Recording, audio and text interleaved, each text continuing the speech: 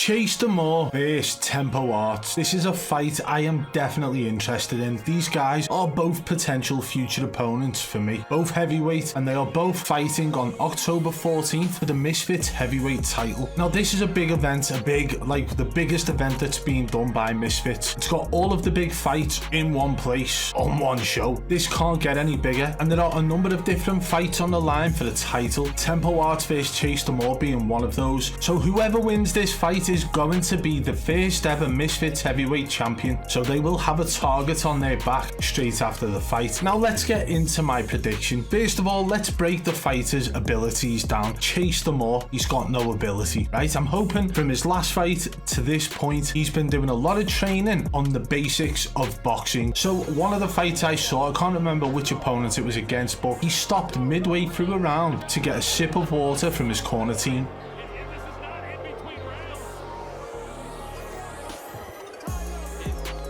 That right there is a big no-no. It's against the rules, you shouldn't be doing it, and the referee had full right to stop the fight at that point. So your coach allowing you to be in the corner, allowing you to mess around with the gum shield, and allowing you to get sips of water midway through a round, yeah, it's on him. He should not have allowed that to happen. He should have told you, get back in there now, you're in the middle of a round, carry on fighting. But we could all tell at that point in the fight, you did not want to be there. You had been throwing punches and hitting thin air with your chin right up in the air. If it was any higher, it would have been touching the sky. So I don't believe that Chase Demoor has much of an ability. For an example, in his last fight, which by the way, he could well have won if he knew the rules of boxing, he decided after knocking his opponent down to continuously hit him whilst he was on the canvas. Straight away, that's a DQ, and his opponent got his arm raised. So right then, that shows Chase Demoor still, after 3 fights, doesn't understand the rules of boxing, a sport that he's heavily involved in now at this point. So why on earth would you not learn the basics, the rules? It's very simple. There are multiple handbooks out there as well. Chase, if you are watching this, go and buy one, learn the rules, and that way you will not make any mistakes that could cost you a win. Your record is 0-3. So Chase Demoor's record being 0-3 is not great. Has he progressed from fight 1 to fight 3? Yes, he has. And I do believe that he's got knockout power if he's able to use the correct technique and able to control his breathing, which, well, we all know that's one of his main focuses in training at the moment, is just focusing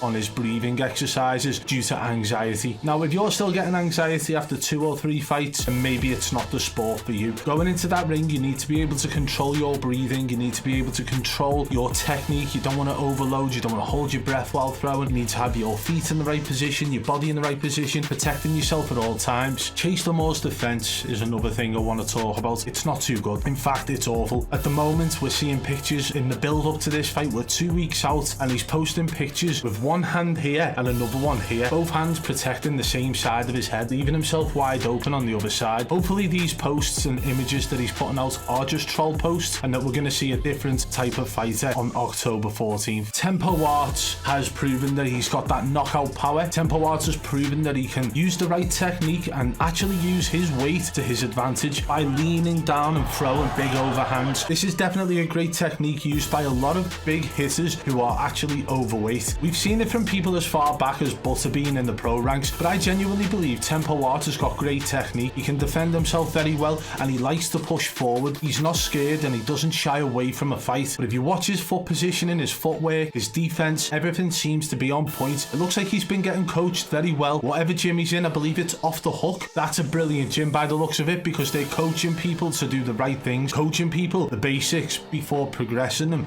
through the ranks. So I'm sure these guys understand the rules of boxing as well over at Off the Hook, unlike Chase Demoor and whatever coach he had for that fight, letting him have sips of water. So yeah, I do believe, based on history, based on their previous fights, I am swaying a hell of a lot more towards TempoArts. I genuinely believe he's the biggest threat in the heavyweight division at the moment in MISFITS, and I think TempoArts is going to absolutely knock out Chase Demoor. That's my prediction. I could be wrong. Anything can happen in a fight, especially in a heavyweight bout. It can take one punch to change the whole thing. So will Chase Chase Demoor get that one punch, or will it go the way I'm expecting and TempoArts knocking Chase Demoor out? I'll have to wait and find out. Chase Demoor definitely seems confident in himself online, and I think TempoArts being quite quiet online is definitely a sign that he is not taking this fight lightly. He's putting his hard work in behind the scenes, and then on fight night we'll get to see what happens. Let me know in the comments below who you think's going to win, Chase Demoor or TempoArts. And if you did enjoy this video today, guys, smash that thumbs up for me. If you're new to the channel, you know what to do. Subscribe and smash that notification bell. Until next time, I'll see you later.